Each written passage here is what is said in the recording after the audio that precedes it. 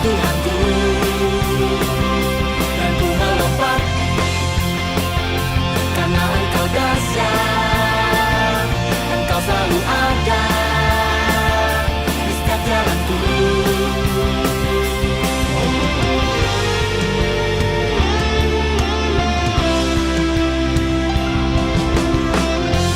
Waktunya kita berkumpul, waktunya kita bersatu. Janganlah engkau ragu untuk memuji namanya, dan ku bersorak karena engkau hebat, karena engkau kuat, kau Tuhanku, dan ku melompat karena engkau dahsyat. Engkau selalu ada di setiap jalanku.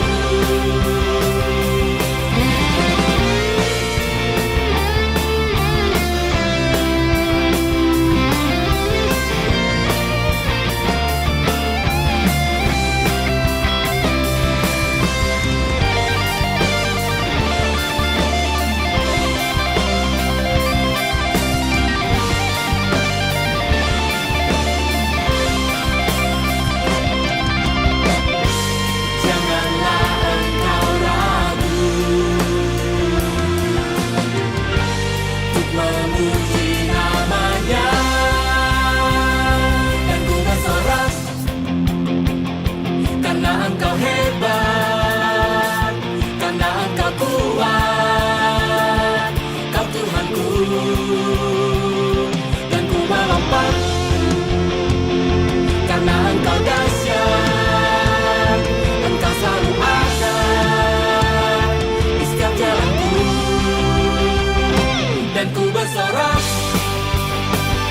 karena engkau hebat, karena engkau kuat, kau Tuhanku, dan ku melompat karena engkau dahsyat. Engkau selalu ada di setiap jalanku, di setiap jalanku, di setiap jalanku, di setiap jalanku, di setiap jalanku.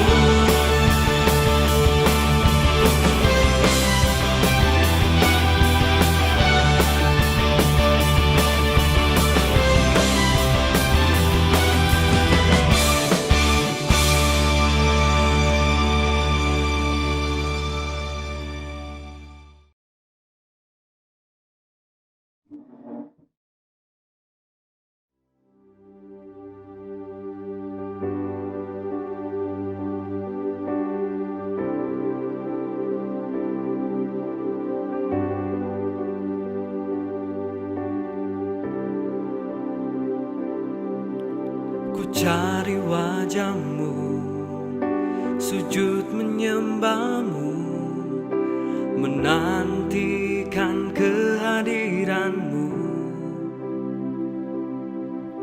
Hausku padamu, rindu kediamanmu, tarik dan bawaku dekat padamu. Ku cari wajahmu, sujud menyembahmu, menantikan kehadiranmu. Hausku padamu, rindu kediamanmu, tarik dan bawaku dekat padamu. Bawaku masuk Tuhan ke tempat kudus-Mu, bawaku masuk Tuhan, hampiri takhta-Mu, bawaku masuk Tuhan, memandang wajah-Mu, Kau perbarui kekuatanku.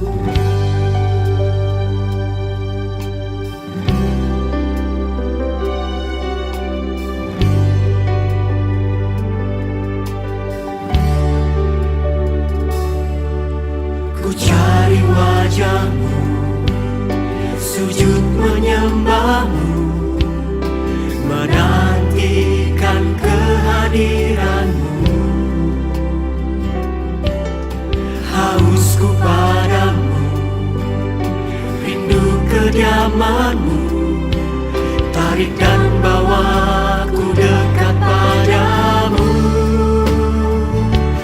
Bawaku masuk Tuhan ke tempat kudus-Mu. Bawaku masuk Tuhan, hampiri tatamu. Bawaku masuk Tuhan, memandang wajah-Mu. Kau perbarui kekuatanku. Bawaku masuk Tuhan ke tempat kudus-Mu. Bawaku masuk Tuhan, hampiri tatamu. Bawaku masuk Tuhan, memandang wajah-Mu.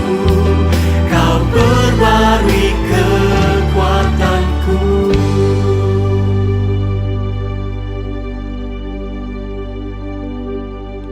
Ku mau hidup dalam janji-Mu, hidup dari setiap perkataan-Mu. Ku mau tinggal dalam firman-Mu, sandarkan seluruh hidupku padamu. Ku mau hidup dalam janji-Mu, hidup dari setiap perkataan-Mu. Ku mau tinggal dalam firman-Mu, sandarkan seluruh hidupku padamu.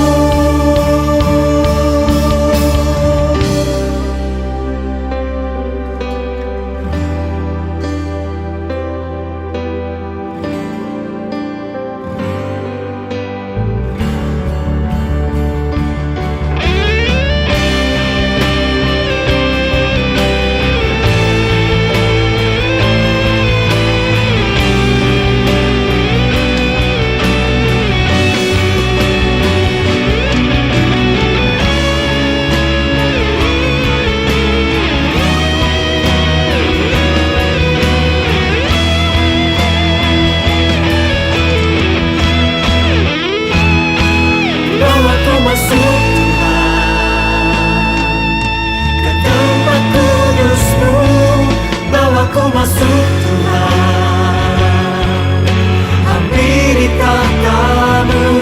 Bawaku masuk Tuhan, memandang wajah-Mu. Kau perbarui kekuatanku. Bawaku masuk Tuhan ke tempat kudus-Mu. Bawaku masuk Tuhan, hampiri tatamu. Bawaku masuk Tuhan, memandang wajah-Mu. Kau perbarui kekuatanku. Kau perbarui kekuatanku.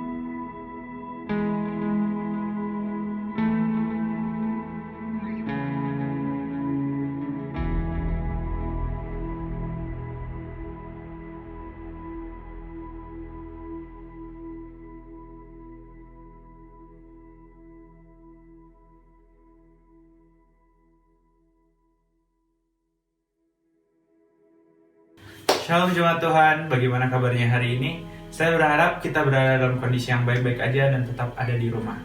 Sebentar lagi kita akan memulai ibadah kita, mari kita bawa hati kita, bawa jiwa kita untuk memuji dan memuliakan nama Tuhan, serta mendengarkan firman yang akan diberikan. Biarlah waktu yang singkat ini kita berikan untuk recharge kembali, bawa api kita lagi untuk lebih lagi memuji dan memuliakan nama Tuhan. Biarlah kasih-Nya tetap bisa kita rasakan setiap harinya. Sebentar lagi kita akan memulai ibadah kita. Mari kita siapkan hati kita.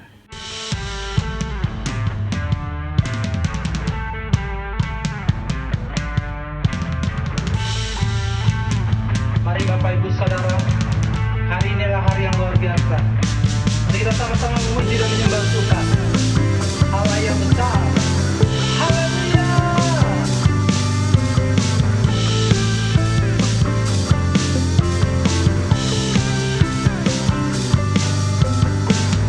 Terangmu yang telah ubah hidupku, Kau jadikan aku ciptaan baru. Ku angkat tanganku dan memuji-Mu.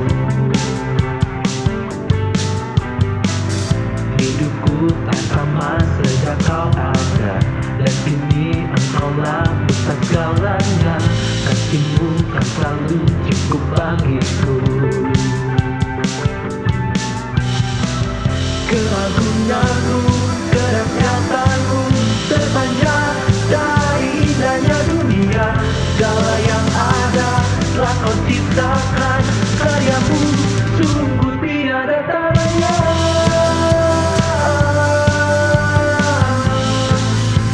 Sungguh tiada taranya.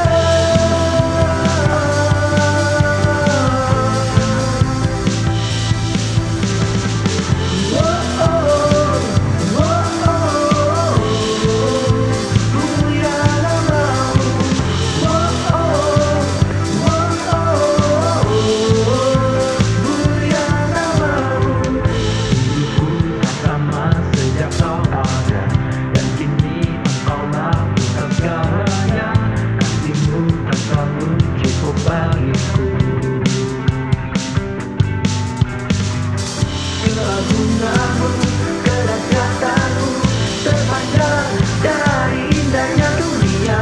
Segala yang ada telah Kau ciptakan, karya-Mu sungguh tiada taranya.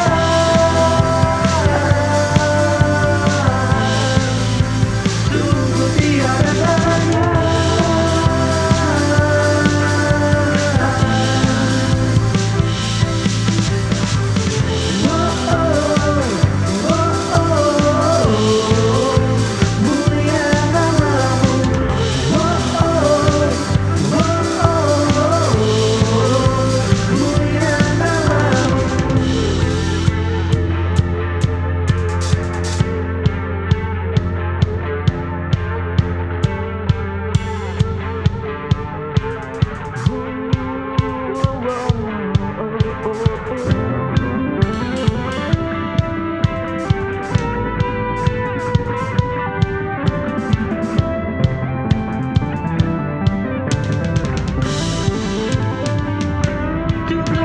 The glory for the things He's done. To God be the glory for the things He's done. To God be the glory for the things He's done. To God be the glory for the things He's done.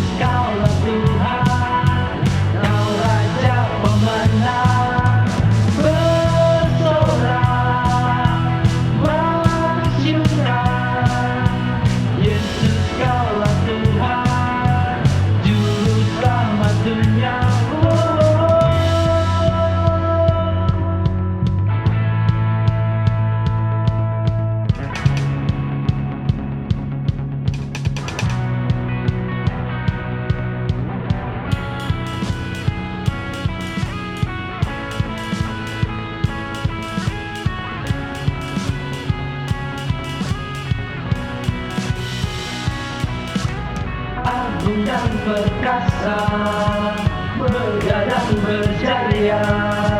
Yesus Tuhan, Yesus Tuhan, tempat perlindungan, kubu pertahanan. Yesus Tuhan, Yesus Tuhan, agung dan perkasa, begadang berjaya. Yesus Tuhan, Yesus Tuhan, tempat perlindungan, kubu pertahanan. Yesus Tuhan, Yesus Tuhan, bersorak nyatakan, Yesus kaulah Tuhan, Kau Raja pemenang. Bersorak masyurkan, Yesus kaulah Tuhan, Juru selamat dunia. Agung dan perkasa, begadang berjaya. Yesus Tuhan, Yesus Tuhan, tempat perlindungan, kubu pertahanan. Yesus Tuhan, Yesus Tuhan.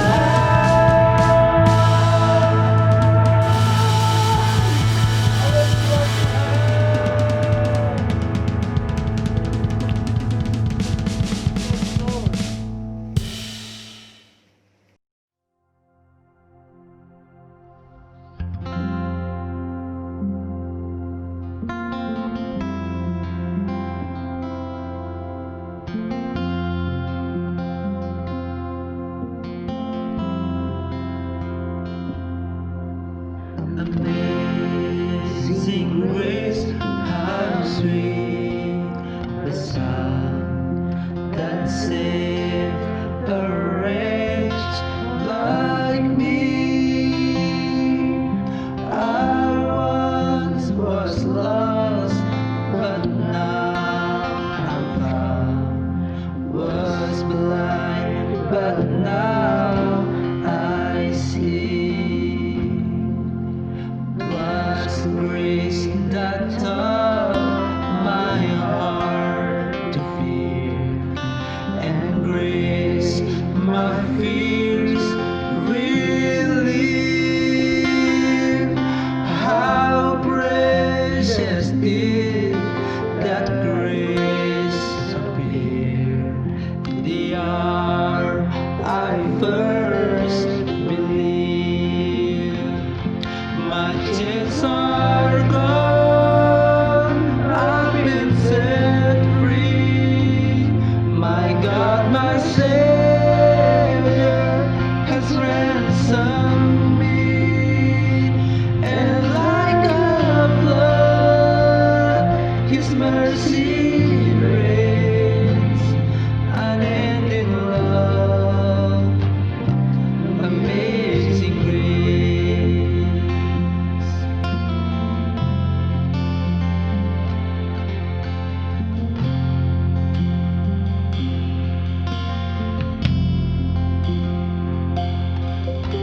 The Lord has promised good to me.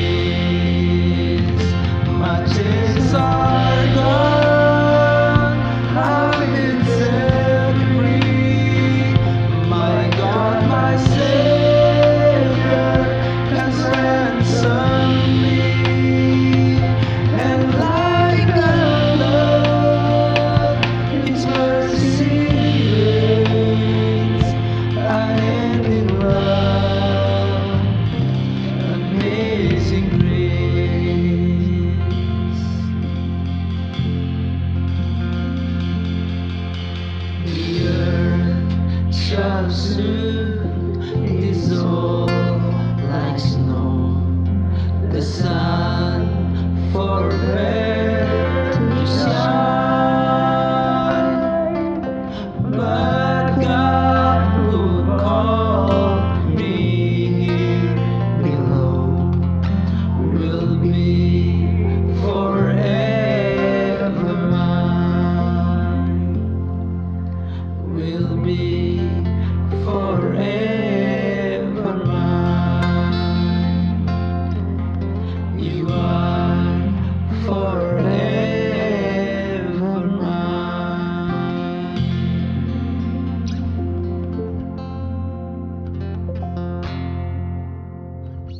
Selamat pagi saudara-saudara tercinta, semua yang sekarang lagi beribadah di rumah. Selamat berjumpa lagi dalam ibadah online. Saya hari ini akan bagikan satu firman Tuhan yang saya beri judul Total Freedom in Christ, atau kebebasan, kemerdekaan penuh di dalam Kristus. Saya akan mulai dengan satu bayangan, satu imajinasi, supaya kita bisa dapat membayangkan situasi yang kita akan bahas dalam firman Tuhan hari ini. Saudara membayangkan seseorang yang dihukum dalam penjara, hukumannya adalah hukuman mati atau hukuman seumur hidup untuk menantikan satu eksekusi. Tidak ada hal apapun yang dapat meringankan hukumannya. Mungkin dia adalah seorang pembunuh berantai, mungkin dia seorang bandar narkoba yang besar sehingga dia dihukum mati, dan tidak ada satu hal apapun yang membuat dia dapat diringankan untuk dia dibebaskan. Nah, akhirnya dia harus menjalankan kehidupan. Dia harus hidup dalam penjara yang kita tahu semua penjara tidak ada yang baik, yang mungkin dalam satu tempat yang sangat sempit dan kotor, dan atau dia sangat banyak orang yang ada dalam penjara tersebut. Jadi hari demi hari, tahun demi tahun dia jalani dengan penderitaan. Nah, satu waktu ada pemeriksaan ulang, dan kemudian presiden akhirnya turun tangan memeriksa, dan dia mendapat yang namanya grasi. Ya, grasi artinya satu pemberian dari orang yang paling tinggi di negara tersebut, atau di Indonesia misalnya, Jokowi memberikan grasi. Nah, dia akhirnya bebas. Nah, hari pembebasan dia adalah hari yang sangat berbahagia bagi dia, karena dia akan merasa merdeka sekali dari hukuman ini. Dan mungkin ada banyak orang yang siap untuk menerima dia kembali, atau banyak wartawan-wartawan yang akan datang untuk meliput pembebasan dia.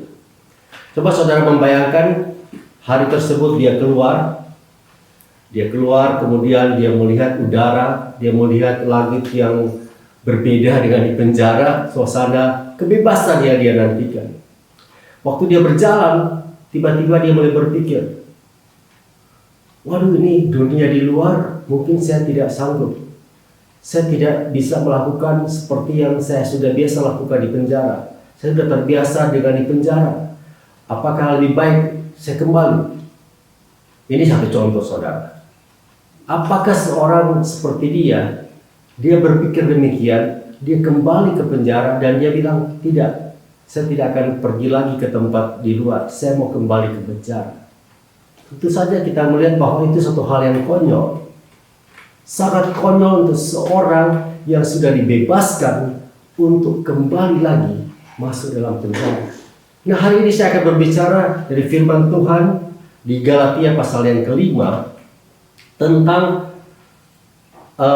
satu pengajaran yang dari Paulus untuk jemaat yang berada di Galatia, untuk mereka yang sudah dibebaskan, jangan kembali lagi kepada perhambaan. Nah, kita coba lihat di dalam Galatia pasal yang kelima. Galatia pasal yang kelima ayat yang pertama. Dikatakan supaya kita sungguh-sungguh merdeka, Kristus telah memerdekakan kita. Karena itu berdirilah teguh dan jangan mau lagi dikenakan kuk perhambaan. Itu dalam bahasa terjemahan baru, bahasa Indonesia sehari-hari. Kita sekarang bebas sebab Kristus sudah membebaskan kita. Sebab itu pertahankanlah kebebasanmu dan jangan mau diperhamba lagi. Terjemahan baru memakai kata kita sungguh-sungguh merdeka. Dalam bahasa Indonesia sehari-hari dikatakan kita sekarang bebas. Sama-sama penting. Kita merdeka itu menunjukkan satu kebebasan yang sangat luar biasa, seperti Indonesia merdeka. Bebas penuh. Tidak ada lagi penghambaan, tidak ada lagi penjajahan, tidak lagi ikatan, tidak ada lagi kurungan. Saya bebas. Seharusnya seorang Kristen yang sudah dibebaskan oleh Kristus, dia merasakan kebebasan penuh. Kristus telah membebaskan kita dari hukum dosa. Karena dia mati di kayu salib untuk membebaskan kita. Dan kita sudah merdeka. Jadi yang membuat kita diperhamba lagi adalah diri kita sendiri. Dikatakan jangan mau lagi dikenakan kuk perhambaan, atau sebab itu pertahankanlah kebebasanmu, jangan mau diperhamba lagi. Kita yang menjadikan diri kita diperhamba lagi, padahal kita sudah dibebaskan. Nah, apa maksudnya ini semua? Saya ingin kita sedikit memperhatikan konteks. Surat kepada Galatia ini, atau surat Petrus, Rasul Paulus kepada jemaat di Galatia ini sudah ditulis lama. Kira-kira menurut sejarah tahun 49. Nah, ini adalah kira-kira 14 atau 15 tahun sesudah Yesus naik sorga. Jadi suatu waktu yang cukup lama daripada Paulus yang dikatakan juga dia bertemu dengan Tuhan Yesus dalam satu penglihatan. Kemudian dia melayani kira-kira 14-15 tahun. Jadi sudah cukup lama. Dan dia menulis surat ini kepada jemaat di provinsi Galatia. Provinsi Galatia itu adalah provinsi yang berada dalam wilayah Romawi. Dalam kunjungan Paulus yang pertama atau kegiatan misionari yang pertama, dia hanya berkunjung di daerah-daerah yang berada di provinsi Galatia. Ya, misalnya kalau kita lihat di peta, dia berkunjung ke daerah Antioquia, Pisidia, Iconium, Derbe, Listra, dan dia balik lagi di situ. Itu daerah-daerah yang ada di Galatia. Nah, dia membangun jemaat di sini, dia menyampaikan firman dan mereka menjadi percaya. Kemudian dia pergi. Nah, waktu dia pergi, orang-orang di sana, orang-orang di Galatia mengikuti petunjuk yang diajarkan oleh Paulus, yaitu mereka hidup di dalam iman. Mereka tahu mereka dibenarkan karena kasih karunia, dan hanya oleh iman mereka diselamatkan, mereka dibenarkan, dan mereka sedang berjalan dalam iman demi iman dalam kehidupan sehari-hari, sama seperti seorang pelari yang sedang memandang kepada Yesus, berlari dalam hidup oleh iman. Mereka adalah orang-orang yang sudah percaya, tapi mereka juga adalah keturunan-keturunan, kebanyakan adalah orang-orang bukan Yahudi. Nah, pada saat itu kita tahu bahwa orang-orang Yahudi adalah orang-orang yang disunat dalam aturan Yahudi. Nah, orang-orang yang Yunani ini, mereka ini tidak disunat. Kemudian waktu dia pergi, ada orang-orang masuk, ya menyusup di dalam jemaat-jemaat Galatia, dan mereka mulai mengajar sesuatu yang berbeda dengan apa yang Paulus ajarkan. Yang mereka ajarkan bahwa mereka tetap harus disunat. Mereka tetap harus mengikuti aturan-aturan daripada orang-orang Yahudi. Mereka hidup, walaupun mereka sudah percaya, mereka harus kembali kepada hukum ini, harus lakukan ini, harus makan yang begini, harus menyembah ke sana dan sebagainya, dan banyak aturan demi aturan. Jadi artinya hukum Taurat mereka harus lakukan juga.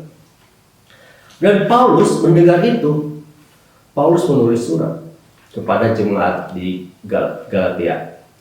Dia dengan tegas, dengan satu perkataan yang sangat-sangat menentang kepada orang-orang yang mengajarkan demikian, supaya mereka kembali kepada Injil yang benar, Injil kasih karunia, Injil di mana kita hanya hidup dibenarkan oleh iman dan hidup juga dikuduskan hari demi hari di dalam iman.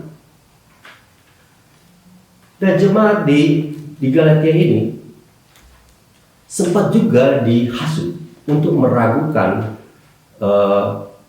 status rasul daripada Paulus. Akhirnya Paulus menuliskan kitab Galatia ini.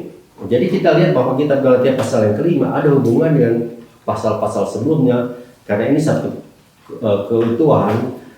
Kita perlu perhatikan semuanya. Bagaimana Paulus menulis sebelumnya, pasal yang pertama tentang bagaimana dia memberi salam dan sebagainya, tapi dia juga menunjukkan bahwa dia adalah rasul benar-benar yang benar-benar bertemu dengan Tuhan Yesus, dikhususkan untuk melayani oleh Kristus sendiri, dan juga dia adalah seorang yang bertemu dengan para rasul yang dikenal seperti Petrus, kemudian Yakobus. Tapi dia sempat juga menulis di pasal yang kedua bahwa dia menentang orang-orang yang mempraktekkan satu kehidupan di mana mereka harus ikut budaya Yahudi walaupun mereka sudah Kristen. Dia bahkan menentang kepada Petrus. Dia menentang Petrus. Dia bilang, ini Petrus, kamu berlaku munafik. Ada orang datang, orang-orang Yunani datang yang tidak disudat, dia menjauhkan diri, dia menentang saudara. Jadi Paulus ini tidak mau kompromi dengan kebenaran firman Tuhan. Saya suka dengan gaya kehidupan dari Paulus yang mengatakan, contohnya salah satu contoh di pasal yang pertama, dia mengatakan, aku heran, pasal 1 ayat 6, aku heran bahwa kamu begitu lekas berbalik daripada dia yang oleh kasih karunia Kristus telah memanggil kamu dan mengikuti satu Injil lain yang sebenarnya bukan Injil. Hanya ada orang yang mengacaukan kamu dan yang bermaksud untuk memutarbalikkan Injil Kristus.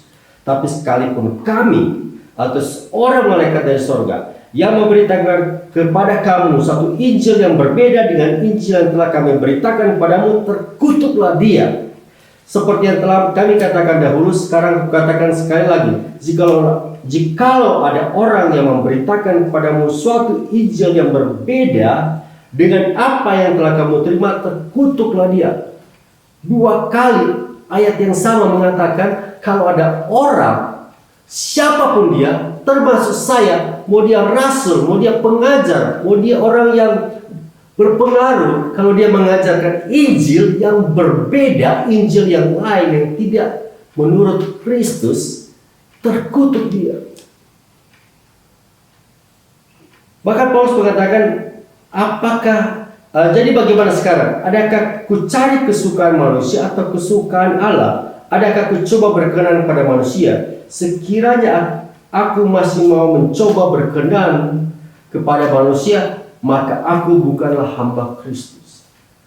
Saudara, setiap orang Kristen, saya, saudara-saudara sekalian, hidup untuk menyenangkan Tuhan. Hidup untuk taat pada Tuhan, bukan menyenangkan manusia.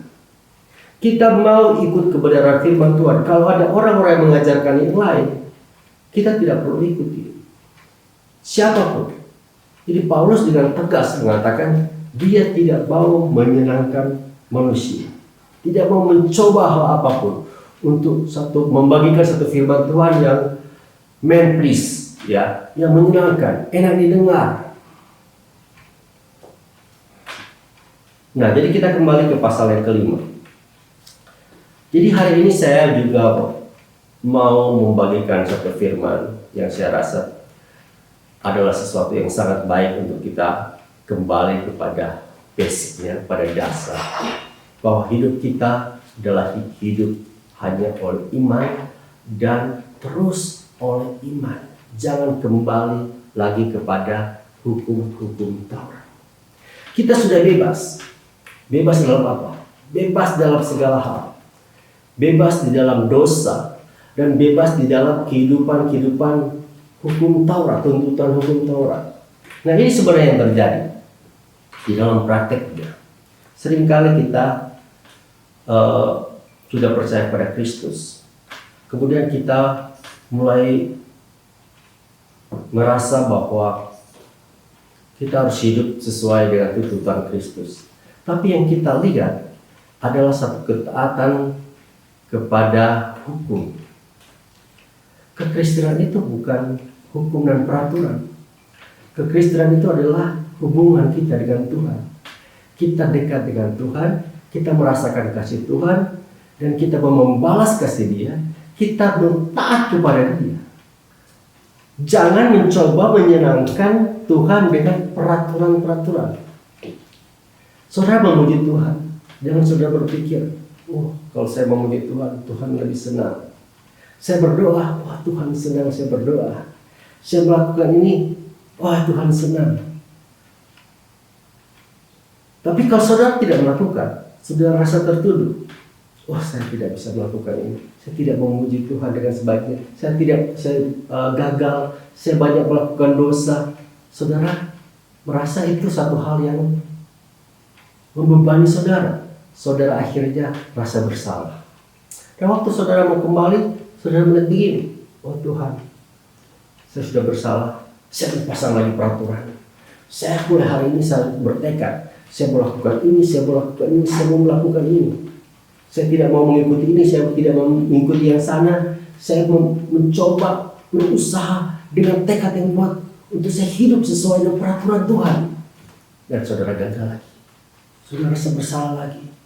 Dan akhirnya saudara terputar-putar dalam satu kehidupan rasa bersalah, rasa gagal, rasa tidak mencapai tujuan. Hal yang sama juga. Saudara menuntut orang lain. Oh, kamu harus begini, kamu harus lakukan begini. Kan firman Tuhan katakan begini, A, B, dan C. Saudara, kita menjadi hukum Taurat bagi orang lain. Di dalam rumah, kita sekarang dalam work from home, kita semua dalam suasana di rumah. Jangan sampai kita menjadi hukum Taurat bagi orang lain. Karena kita sering ketemu, kita akan ketemukan kesalahan orang lain. Kamu nggak boleh begini, kamu harusnya begini, sapu sini, bersihkan ini, lakukan ini, berdoa, dan sebagainya. Sama seperti kita hidup dengan hukum Taurat. Saudara akan stres, saudara akan tertekan. Jangan jadi seperti ini. Seorang suami menikah dengan hukum Taurat, akan stres dia, karena dia tahu kesalahan kita. Sedikit demi sedikit dia akan, kamu salah, kamu salah, kamu salah. Kita bukan hidup karena itu. Kita sudah bebas, kita sudah merdeka. Jangan kembali lagi kepada hukum Taurat. Ini yang saya mau sampaikan. Kita kembali bukan pada hukum Taurat. Kalau kita bertobat, kita kembali kepada Tuhan. Kita kembali kepada kasih karunia. Kita kembali kepada kehidupan di dalam iman, bukan kita kembali kepada hukum Taurat.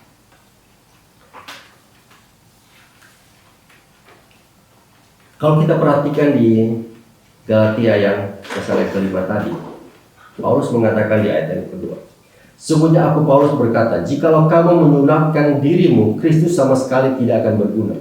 Sekali lagi aku katakan kepada setiap orang yang menyunatkan dirinya, bahwa ia wajib melakukan seluruh hukum Taurat. Sunat adalah satu bagian dari hukum Taurat. Ya. Kalau kita hidup di dalam sunat, kita wajib, dikatakan Paulus, mengikuti semua ini. Ya, kita harus membawa korban, bawa domba, bawa apa lagi, persembahan dan sebagainya. Pakai baju ini, beribadah 7 kali dalam seminggu, dalam sehari, lebih daripada sepupu kita, karena orang Yahudi lakukan demikian. Saudara, kita akan stres.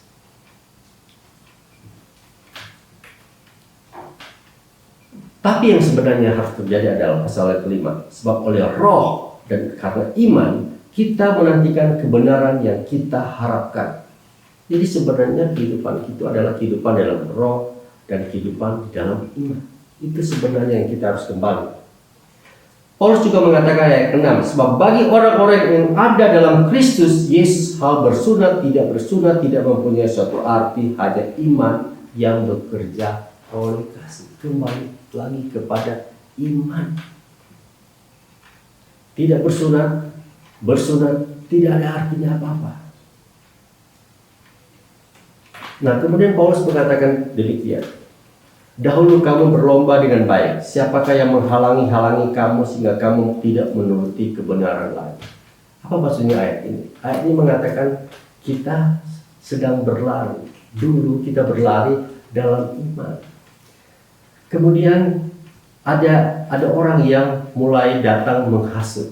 Ya, ayat 8. Ajakan untuk tidak menurutinya lagi bukan datang dari Dia yang memanggil kamu. Ada orang yang menghasut atau ada orang yang mengajarkan untuk kembali kepada hukum Taurat, bukan dari Tuhan. Sedikit lagi sudah mengkamilkan seluruh adonan. Hati-hati. Mulai dengan kedagingan, mulai dengan hukum, itu akan merembet kemana-mana. Ya. Kita lihat bagian yang ayat yang ke-12. Baiklah mereka yang menghasut kamu itu mengebirikan saja dirinya. Wah, Paulus sangat sadis dalam tanda kutip untuk berbicara, untuk jangan menyesatkan orang-orang untuk kembali kepada kehidupan hukum. Saudara, kita hidup hanya di dalam iman. Nah, itu satu ekstrim yang lain. Satu ekstrim di mana kita sudah hidup dalam Tuhan, kita kembali lagi kepada hukum Taurat. Sekarang saya mau kita lihat bahwa kita bisa jatuh pada ekstrim yang lain. Bahwa ekstrim yang mengatakan kita sudah dibenarkan, kita sudah dibebaskan, sekarang kita melakukan dosa saja. Karena kalau kita sudah dibenarkan, kita melakukan dosa, pasti kita sudah dibenarkan. Paulus mengatakan ayat 13. Saudara-saudara, memang kamu telah dipanggil untuk merdeka, tapi janganlah kamu mempergunakan kemerdekaan itu sebagai kesempatan untuk kehidupan di dalam dosa, melainkan layanilah seorang akan yang lain oleh kasih.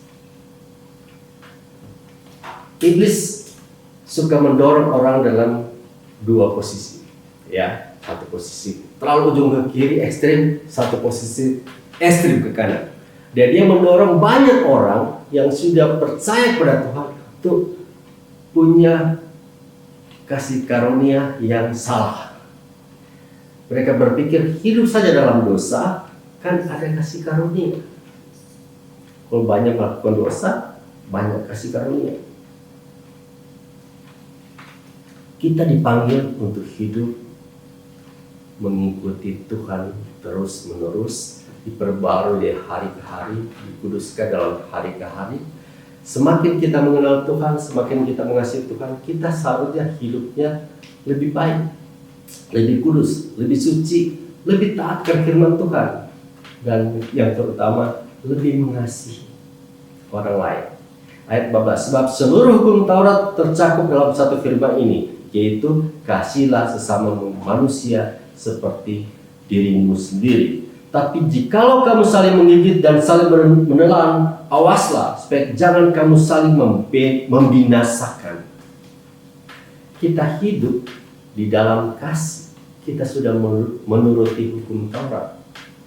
Ya, jadi ini satu ajaran daripada Kristus. Hiduplah di dalam kasih, hiduplah di dalam memperhatikan orang lain, jangan saling menggigit dan jangan saling menelan. Itu bukan hukum, tapi itu satu ekspresi kasih kita kepada Tuhan, mengakibatkan kita mengasihi orang lain.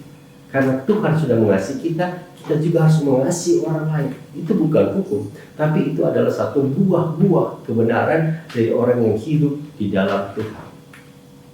Nah, saya akan sekarang fokus kepada satu bagian yang sangat-sangat penting. Banyakkan orang-orang Kristen salah untuk memakai ayat ini, ya.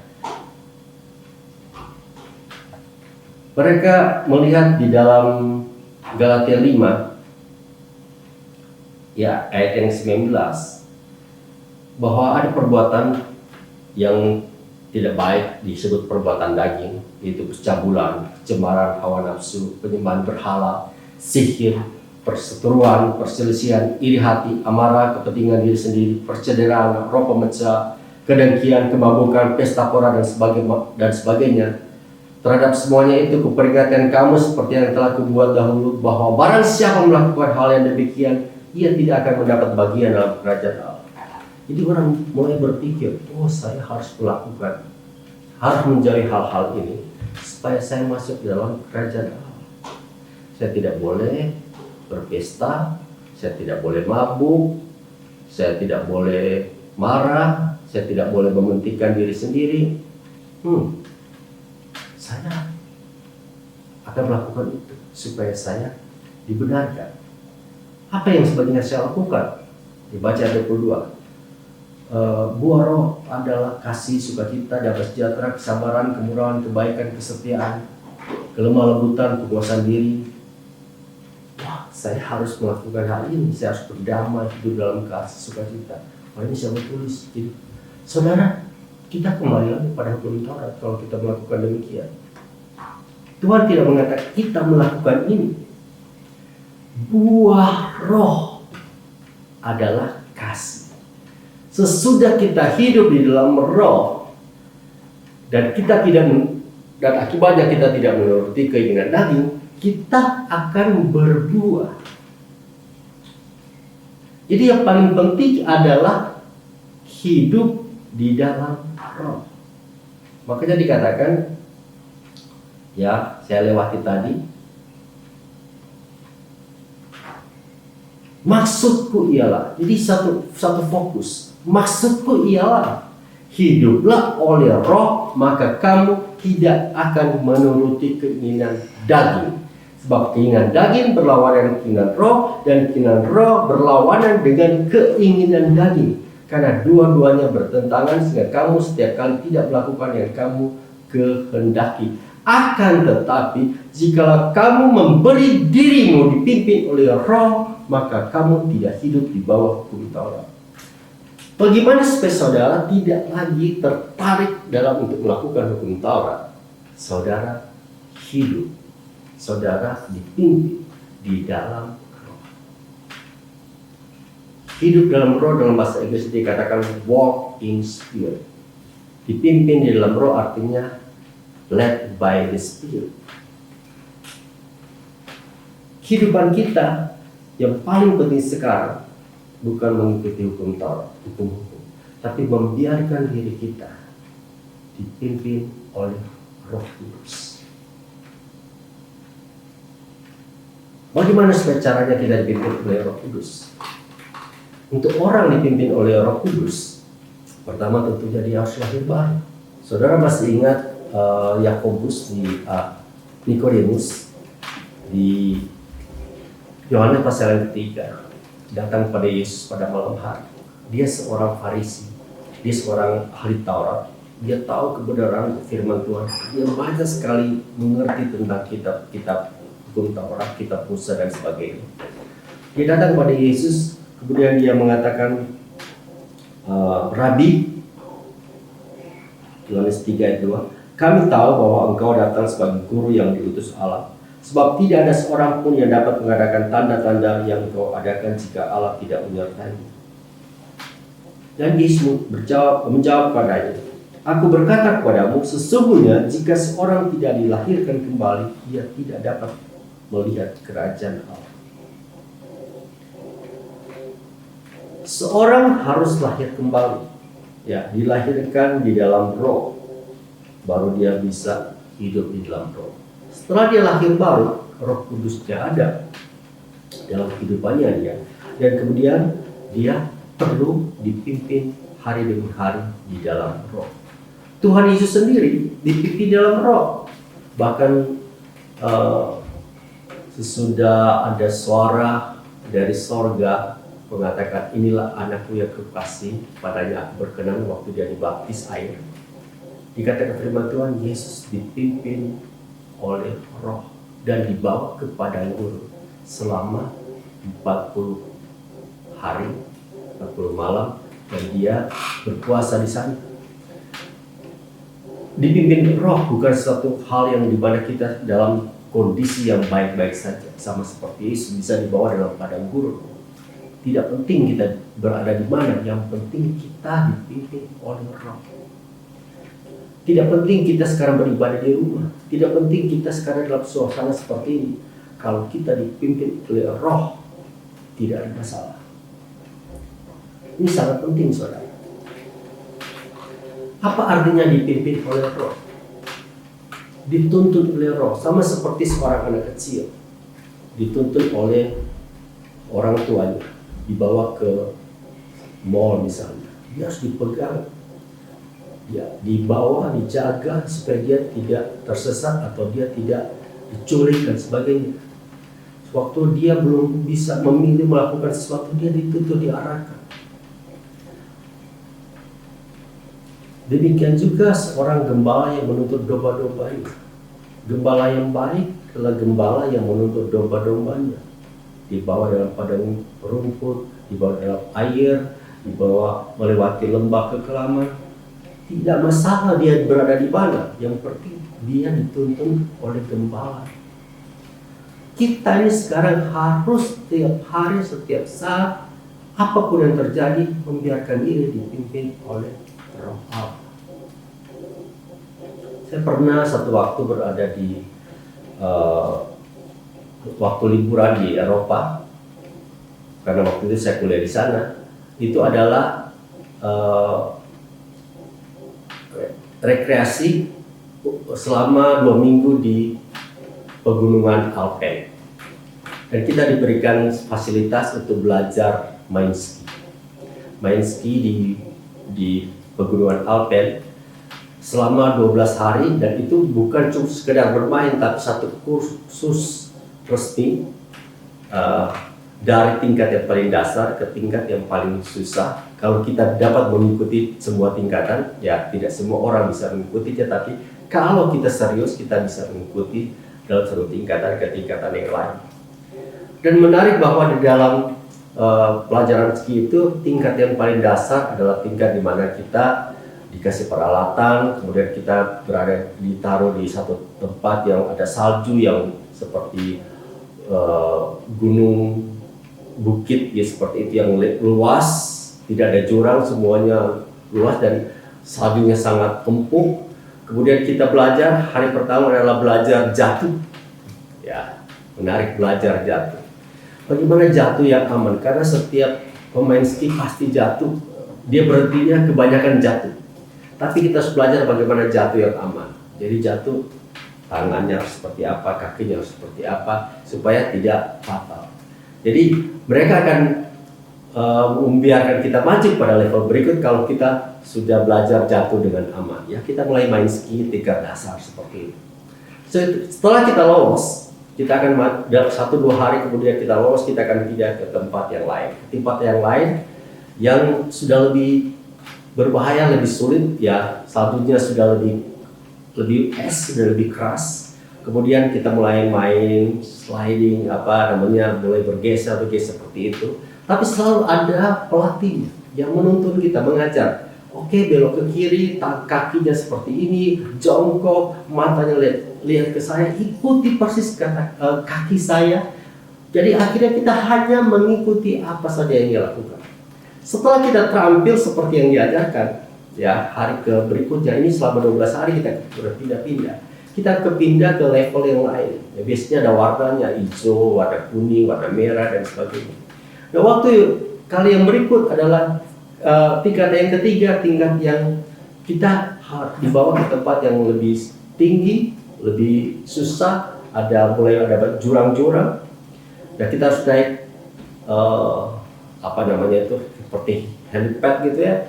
Naik ke atas, ditarik ke atas, kemudian kita turun ke bawah. Nah, sama. Ini seorang pengajar yang di dalam tim ini ada seorang pemandu, penuntun yang mengajarkan kita. Belok kiri, belok kanan, tapi sekarang kita sudah nggak ikuti lagi kata-katanya, kita ikuti jejak aja. Karena itu akan seperti jalan yang kecil yang kita ikuti. Dan saya mencoba sedemikian rupa untuk mengikuti kakinya dan sebagainya. Nah, akhirnya masuk ke level yang lebih berbahaya, ke tempat gunung-gunung yang paling tinggi. Dan waktu sana di sini adalah hidup dan mati. Karena ke bawah itu, kalau kita tergeser sedikit masuk ke jurang. Dan kadang-kadang ada jumping dan lompat. Suka jatuh, tapi kita bangun kembali, kita sudah mahir jatuh. Tapi yang paling penting selalu ikuti sekali lagi tuntunan daripada pelatihnya. Nah, kalau kita sudah berhasil seperti itu, sudah lolos dalam tingkat berikutnya, maka pelatih itu bilang, silakan kamu boleh jalan sendiri. Nah, kita jalan sendiri, bahkan kita bisa mengajar orang lain yang mungkin masih belajar. Jadi ada level-level di mana kita dituntun dari tempat yang sulit, ya, yang lebih mudah, lebih sulit ke tempat yang tersulit sekali. Hidup ini demikian juga, saudara.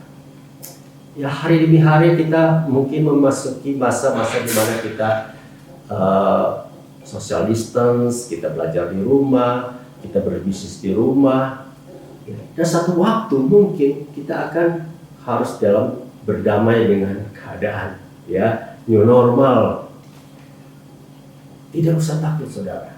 Yang penting kita selalu dalam tuntutan Roh, ikuti perintah Roh. Nah, di dalam mengikuti perintah Roh ini, kita akan mengikuti hukum Taurat dengan sendirinya. Banyak orang bergumul dengan kedagingan. Kenapa saya jatuh lagi dalam perbuatan yang tidak baik ini? Keterikatan ini, keterikatan itu. Dia kemudian dia bilang, waduh, saya mau bertekad lagi, saya mau berpuasa ini, saya mau melakukan ini. 1 bulan saya tidak akan melakukan ini. Saudara tidak sanggup. Karena Roh yang menyangguhkan saudara. Hiduplah di dalam Roh dan hidupnya di dalam iman. Berulang kali dalam kehidupan saya bergumul di dalam karakter dengan satu penyesalan dengan melakukan hal yang emosi dan sebagainya. Dan saat ini saya baca firman Tuhan ini dan saya mulai berpikir, pendekatan saya selama ini salah karena saya selalu melakukan hukum Taurat. Sekarang saya melihat Tuhan biarkan saya dituntun oleh Roh, membiarkan dituntun oleh Roh, dan kemudian saya menenangkan diri. Itu luar biasa, saudara. Demikian juga dalam pelayanan kita, saudara. Pelayanan kita boleh belajar, kita boleh melakukan banyak hal, kita boleh study dia yang terbaik. Tapi yang paling penting, coba dengar apa yang Roh Kudus katakan. Apa yang firman Tuhan katakan. Jadi saya inginkan supaya kita mulai melangkah dalam kehidupan yang taat kepada Roh dan mulai beriman. Cara yang berikutnya, langkah berikutnya untuk dipimpin oleh Roh adalah selalu punya hati yang lemah lembut. Musa dikenal sebagai orang yang paling lemah lembut di muka bumi ini, dikatakan firman Tuhan. Kenapa dikatakan demikian? Karena dia mau mendengar, dia mau berkomunikasi dengan Tuhan terus. Tuhan masih memakai dia. Waktu dia berumur 80 tahun. Tuhan menyuruh dia, walaupun dia ada pertentangan, sebenarnya dia merasa dia tidak mampu lagi. Tapi Tuhan mengatakan, aku yang menciptakan lidah. Kamu tidak bisa bicara, aku yang bisa menuntut kamu. Dan sebagainya, dan sebagainya. Dia selalu berkomunikasi dengan Tuhan. Kita harus selalu berkomunikasi dengan Tuhan untuk mengatakan, Tuhan, apa yang harus saya lakukan? Kita memiliki roh yang lemah lembut dan kemudian kita taat apa yang dikatakan roh. Dan yang penting juga, kita harus selalu memposisikan diri kita untuk mendengar. Dulu kita punya, saya ingat waktu saya kecil, masalah terbesar adalah di dalam rumah adalah kita selalu memposisikan antena. Wah, antenanya kurang bagus. Kemudian kita naik ke atas antena supaya channelnya kelihatan bagus. Sekarang sudah ada TV kabel, ya kita tidak pakai kotak atik lagi antena.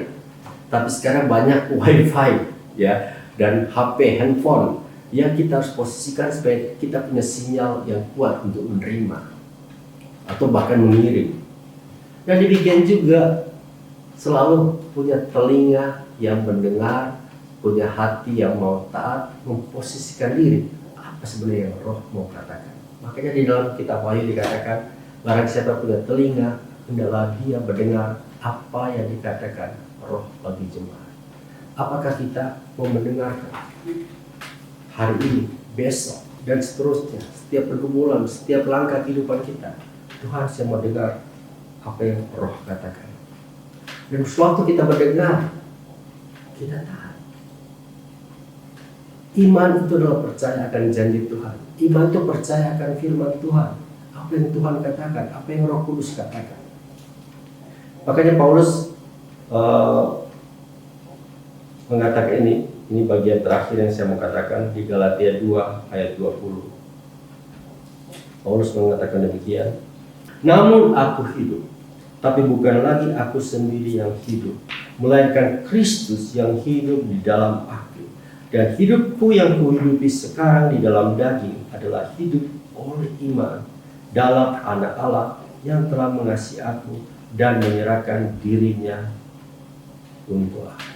Hidup di dalam roh adalah hidup di dalam Kristus yang berada dalam diri kita. Ini adalah janji firman Tuhan pada setiap kita, pada setiap orang yang percaya bahwa Dia akan menyertai kita selama-lamanya. Saudara-saudara, mari kita satu di dalam doa. Saya mau menantang Bapak Ibu saudara-saudara sekalian untuk mengamini Galatia 2:20 ini. Sama seperti Paulus, marilah kita mengatakan kepada Tuhan, Tuhan, saya mau hidup di dalam iman. Aku hidup hanya oleh ketaatan pada Kristus. Hidup di dalam aku oleh Roh Kudus yang hidup dalam aku, yang sangat mengasihi aku dan telah menyerahkan hidupnya untuk aku. Bapa, aku berdoa untuk setiap kami, termasuk hamba-Mu, supaya kami semua memiliki hati yang sama seperti Rasul Paulus, bahwa kami mau hidup hanya oleh iman kepada Engkau dan Roh yang Kudus yang hidup di dalam kami. Engkau telah mengasihi kami, Engkau telah menyerahkan hidup-Mu untuk kami, supaya kami hidup di dalam kebenaran, supaya kami hidup di dalam iman, supaya kami memiliki kehidupan yang kekal. Kami tidak mau kembali lagi terikat kepada hukum Taurat, kepada hal-hal di mana mau selamat, mau jadi baik untuk peraturan-peraturan, tapi kami mau hidup dalam mengasihi Engkau, dan kami mau hidup untuk berbuat sesuai dengan apa yang Roh Kudus lakukan dalam kehidupan kami. Kami percaya Tuhan, kami bisa hidup hanya oleh tuntutan Roh-Mu setiap hari, setiap detik.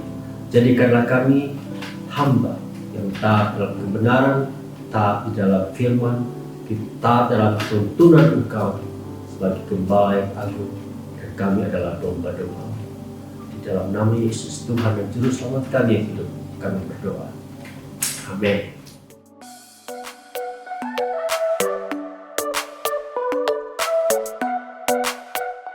Halo saudara, semoga firman yang boleh kita dengar tadi dapat memberkati saya dan saudara. Terima kasih buat firmannya. Sebentar lagi saya akan membacakan beberapa pengumuman, namun sebelum itu saya ingin menyambut buat saudara-saudara sekalian yang baru pertama kali mengikuti ibadah online di gereja ini. Kami ingin menyambut saudara dan saudara boleh mengunjungi channel maupun website kami di jb3.org/newvisitor supaya kami boleh menyapa dan mengenal saudara lebih jauh lagi. Pengumuman yang pertama yaitu pada tanggal 14 Juni yaitu minggu depan kita akan mengadakan perjamuan kudus. Dihimbau buat saudara sekalian dapat menyediakan anggur dan roti untuk perjamuan. Kemudian dalam masa relaksasi gereja akan mengadakan ibadah offline, sehingga buat jemaat sekalian boleh membeli atau menyediakan face shield dan masker untuk perlindungan kesehatan masing-masing. Untuk info kapan ibadah offline akan dilaksanakan akan diinfokan lebih lanjut lagi. Nah saudara, sebelum persembahan saya ingin membacakan beberapa firman, yaitu dari 2 Samuel 23 ayat 15-16. Beginilah firman Tuhan. Lalu timbullah keinginan pada Daud dan ia berkata, sekiranya ada orang yang memberi aku minum dan pergi dari perigi Bethlehem yang ada dekat pintu gerbang. Lalu ketiga pahlawan itu menerobos perkemahan orang Filistin. Mereka menimba air dalam perigi Bethlehem yang ada di dekat pintu gerbang, mengangkatnya dan membawa kepada Daud. Tetapi Daud tidak meminumnya, melainkan mempersembahkan sebagai korban curahan kepada Tuhan. Nah, saudara, saya ingin mengingatkan kepada saudara bahwa Daud mendapatkan sesuatu yang dia inginkan, yang di mata orang-orang itu adalah sesuatu yang sangat berharga. Namun keinginan Daud itu dia persembahkan kembali kepada Tuhan. Nah, buat saudara dan saya ingin mengingatkan kembali bahwa sesuatu yang berharga yang kita dapatkan itu baiklah kita berikan kembali kepada Tuhan, karena apa yang kita terima adalah dari Tuhan sendiri, sehingga apa yang terbaik yang kita punya itulah yang kita berikan kepada Tuhan. Nah, sebentar saudara, kita akan berdoa untuk persembahan. Tuhan, terima kasih Tuhan buat segala yang Kau berikan kepada kami Tuhan. Bila kami boleh Tuhan mempersembahkan sesuatu yang berharga Tuhan bagi kami Tuhan, karena kami tahu Tuhan itu adalah dari Engkau Tuhan. Bila apa yang kami berikan Tuhan adalah apa yang benar-benar Tuhan kami sukakan Tuhan, apa yang boleh kami ucap syukurkan Tuhan, karena kami tahu Tuhan itu adalah berasal dari Engkau Tuhan. Terima kasih Bapa, terpujilah nama-Mu, di dalam nama Tuhan Yesus Kristus kami berdoa ucap syukur. Amin. Nah, untuk pengumuman berikutnya mari kita tonton bersama-sama.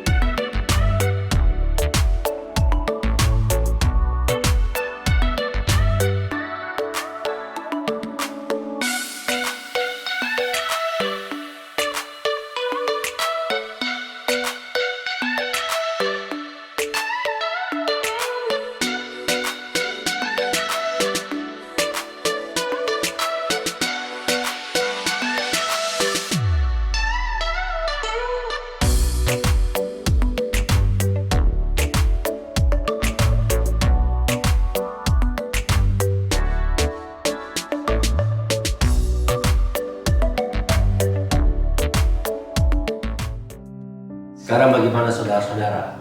Apakah kalian lebih bersemangat? Apakah kita sekarang lebih bersukacita? Seharusnya kita lebih bersukacita. Karena kita sudah merdeka, sungguh-sungguh merdeka. Kita tidak terikat lagi kepada penuduhan, kita tidak terikat lagi kepada hukum Taurat. Kita mau kembali kepada jalan yang benar, yaitu hidup dalam Roh. Mari kita berdoa. Bapa, terima kasih untuk firman-Mu hari ini. Biarlah firman ini berbuah jatuh pada tanah yang subur dan menghasilkan buah 100 kali lipat dalam kehidupan kami masing-masing. Berkatilah setiap keluarga, berkatilah setiap orang yang berusaha dengan berkat daripada Engkau. Kiranya kasih karunia daripada Tuhan Yesus Kristus, Roh Tuhan yang luar biasa, menyertai, memimpin roh kita, jiwa kita, dan seluruh tubuh kita. Tuhan memberkati. Mari semua yang percaya katakan amin.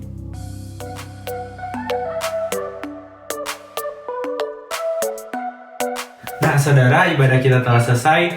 Semoga kita tetap semangat, tetap jaga kesehatan, dan stay di rumah biar kita bisa bertemu kembali di ibadah minggu berikutnya. Happy Sunday dan Tuhan Yesus berkati.